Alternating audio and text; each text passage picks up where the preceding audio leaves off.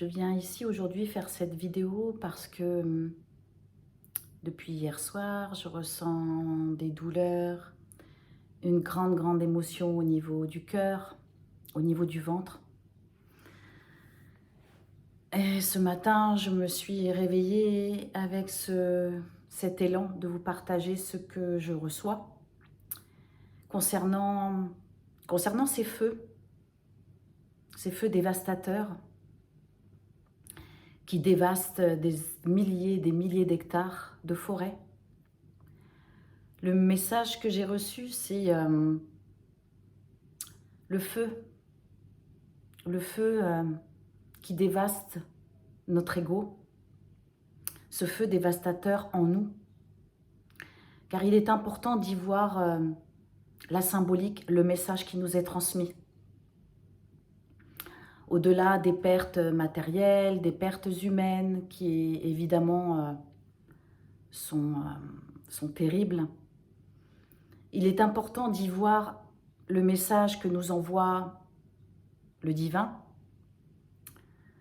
à savoir que ce feu dévaste la forêt, dévaste les arbres, nos racines, notre terreau, la terre-mère. Et on peut y voir que ce feu vient dévaster nos propres racines. L'arbre nous représente, dans la symbolique, représente l'être humain.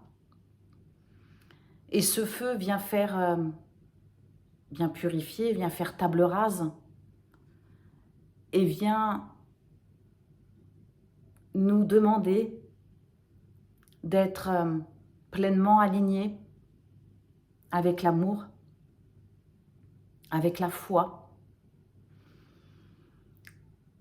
d'être reliés pleinement à la lumière,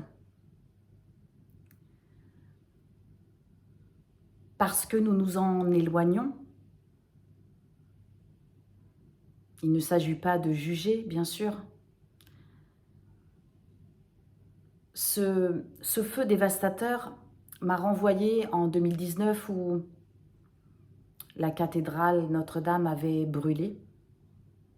Ce feu aussi c'était un feu inimaginable, un feu dévastateur qui est venu nous montrer la voie. Après, on sait ce qui s'est passé les années suivantes, avec ces épidémies, avec tout ce que ça a bouleversé dans nos vies. Et aujourd'hui, ce feu gigantesque, vient nous montrer la voie en chacun. Et il est primordial de reprendre la voie de l'essentiel, la voie de la foi, la voie de nos valeurs, de cette vérité à laquelle on s'éloigne, cette vérité de laquelle, nous nous éloignons par cette quête de matérialité, par notre ego, par nos yeux qui ne veulent pas voir, nos oreilles qui ne veulent pas entendre. Il est temps, là, aujourd'hui, on est quand même en année 1 encore, et si je compte bien, ça fait 7 ans après la cathédrale. Est-ce que l'humanité a compris? Peu importe, j'allais dire, c'est chacun de nous. Donc je vois effectivement passer des prières, auxquelles bien sûr je participe, et pour arrêter ce feu. Néanmoins, plus nous allons en chacun faire la paix, s'apaiser, éteindre ce feu égotique qui nous consume,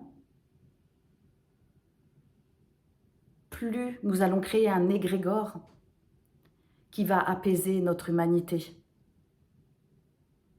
Le monde est dans une transition exceptionnelle Des pays entiers se font la guerre. Encore, tout est question d'ego. Donc, le conseil qui est, si je peux appeler ça conseil, c'est de se recentrer, de se focaliser sur soi, d'être dans l'entraide au quotidien, pas forcément parce qu'il y a un feu, d'être dans la foi chaque jour, d'être dans la gratitude, d'être dans le pardon, de pardonner, de se libérer du jugement. Alors bien sûr, on est des êtres, nous sommes des êtres humains et forcément, nous avons tous une part d'ego, nous avons tous des émotions et c'est ce qui fait l'humain. Néanmoins, il est important de s'extraire de ce qui nous prend, de ce qui prend trop de place et de revenir à l'essentiel, de revenir à ce terreau, à cette terre brûlée qui va reprendre vie, parce que tout reprend toujours vie, même si c'est dramatique sur l'instant et que nous pleurons cette faune et cette flore qui sont détruites. Voilà le message que je souhaitais vous transmettre. Priez pour vous, priez pour vos proches. Ancrez-vous, ancre-toi, persévère, continue d'aller vers cette foi qui t'anime, cette lumière qui va élever ta vibration. Et j'allais dire aussi, restez humble, parce que oui, il peut nous arriver des galères, des choses au quotidien. J'allais dire, faire un pas de côté, fais un pas de côté.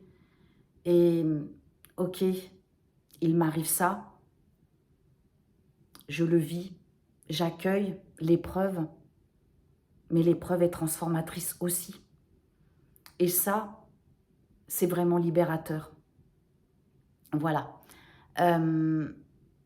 Peut-être que je reviendrai, je ne sais pas, pour transmettre un autre message.